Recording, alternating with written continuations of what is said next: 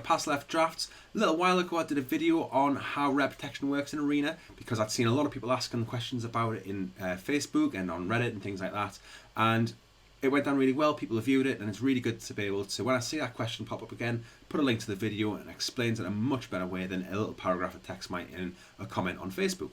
So something that came up subsequently from a lot of that though is how the vault works, and it's a fair question because it's related to rare protection but it's a different system in entirety, and I thought I'd give it the same treatment. So before I go into exactly how the vault works, obviously it's YouTube where you always get the like and subscribe, and obviously I'd appreciate if you do that. I'm trying to get 100 subscriptions by the end of the month. It's a big target for me, and you know, every single subscription helps because we're still quite a small channel compared to some of those who have thousands and thousands of subscribers already. It's obviously free and I appreciate everything. However, there's one little step which would help us a little bit more as well actually here, and comment, let us know what things you'd like to learn about Arena. If there's any other questions you've got, I'll obviously be able to reply in the comments of how, you know, whatever your question is, but I'll be able to put something towards a video in the future potentially as well if a lot of people are asking the same questions. So enough of all that stuff though, we'll get into the main topic at hand. And I think the biggest question is, what is the vault? And effectively, it's just a way to convert excess commons and uncommons into wildcards. We've already talked about rares and mythics in the previous video, but when commons and uncommons get to a certain point, more than 4, that's a full play set, then they get converted to vault progress. And this vault progress, it means that when the vault's full, you get to open it and you get some wildcards. So you can see here, top of the screen, you got the little flashing vault icon. If you click that, you get a mythic wildcard, 2 rare wildcards and 3 uncommon wildcards, which is quite nice. Before Kill the Ravener came out, it was a little bit different. You would get slightly different rewards every time you opened it, but people didn't really like that, and when they did the overhaul of how rare protection works overall, they went to this system. So let's have a look a bit more detail of how this actually works. Demonstrating how this works, I'm going to show you a bit of an example, and imagine that you've got a set and say it's Kaldheim, but you've only got 4 commons and 2 uncommons in the whole set. It's shrunk things down so I can help explain it a little bit better. And you've already collected some of these cards, you've done a bit of a drafting, you've opened a couple of packs, and you've got different numbers of different cards in this set. When you open your pack, you'll get your normal rare, you might get a wild card like you can see here, you'll get some commons and some uncommons. And for this, we're not really interested in the wild card you get or the rare, because we're looking at what happens to these commons and uncommons. If you don't have a full play set in your collection, then they just go in your collection as normal. But you'll see here you've got these 3 cards which we already have play sets of, and these are what's going to get converted to vault progress. So these, you see, you go over one side here, and what happens is they get converted to this vault progress. You can see the vault on the right hand side of the screen. It's currently at about 150%.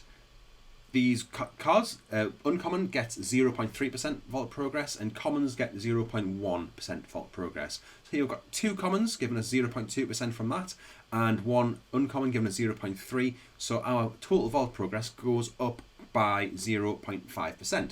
So all we do is do this another 200 times, and we'll be able to open the vault. It does seem really small, but it does add up over time. You'll maybe see at the start of the video that I have quite a large vault at the moment because I do a lot of drafting. I usually complete every set, and I can build anything I want pretty much in historic or standard out of the wild cards and the collection I've got already. So I'm in quite a nice position there without paying too much into Arena overall. And that's kind of how it works. Now, there is another little thing we're going to look at here is some tips and tricks for how to maximize your vault progress. And there is ways to do this. It might not seem it at first because it's just kind of what you open and you can't really control what you open. But there are a couple of little things that we can do to speed up this progress and end up getting more wild cards, which is a really, really good thing to do. The biggest one is when you're drafting and you get to the end of a pack and there's not really anything that you put in your deck, or you think, you know, especially near the end of pack 3 where you might be pretty set on your deck and you already need to make some cuts, you don't need to take some rubbish commons, take the uncommon, and that'll get you a little bit extra towards your vault progress, and it does add up over time. Another tip I can really suggest is at the start of a new set, if you've got a lot of common and uncommon wild cards already, use some of those to craft the commons and uncommons in the set before you open any packs.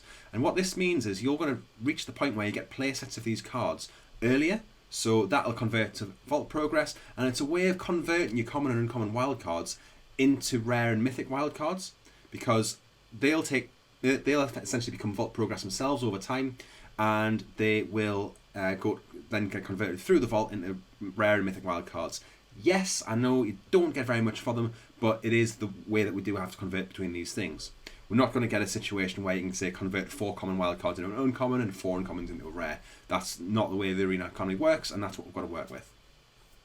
So, I hope that was useful. I hope you've learned something from it, and feel free to let us know anything else, like I said earlier, that you'd like to kind of learn about, like not too sure about how Arena works, or even something that you've learned about Arena, but you think you wish you'd known it earlier. Let me know. Love to hear your comments. Feel free to check out some of my draft content, and I do hope to see you again soon.